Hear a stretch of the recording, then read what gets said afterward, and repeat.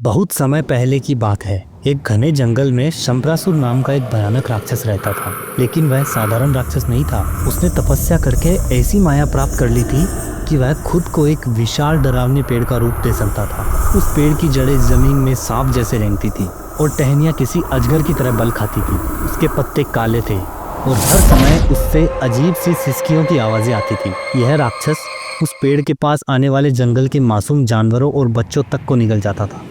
बहुतों को यह समझ ही नहीं आता था कि वह पेड़ असल में खूंखार राक्षस था। धीरे धीरे जंगल के जानवर उस हिस्से में जाना छोड़ने लगे। पक्षी उस पेड़ पर नहीं बैठते थे। खरगोश और हिरण उस ओर झांकते तक नहीं थे। बच्चों को जंगल के बड़े पेड़ से दूर रहने की चेतावनी देते थे। लेकिन एक दिन सब कुछ बदल गया।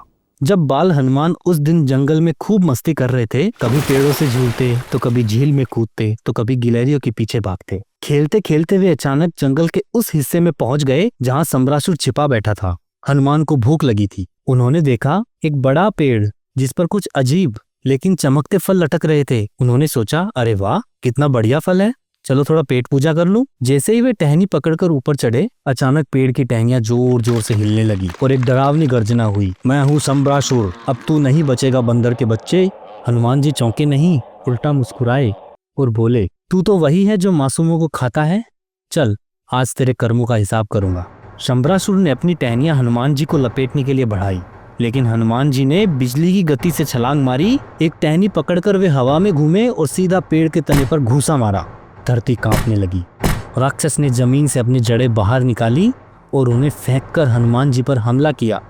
पर हनुमान जी ने अपने पूंछ से जड़ों को उलझा दिया और उन्हें इतनी जोर से घुमाया कि पेड़ खुद ही चकराकर गिर गया। हनुमान जी ने आसमान में ऊंची छलांग लगाकर अपनी गदा उठाई और दहाड़ते हुए बोले, जय श्री राम, और फिर गदा को सीधा राक्षस के दिल पर दे मारा। एक तेज चीख के साथ शंबरासुर का पेड़ रूप टूटने लगा।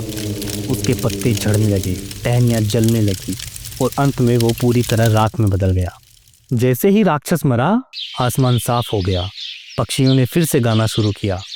जानवर एक एक करके बाहर निकल आए। जंगल में फिर से जीवन लौट आया।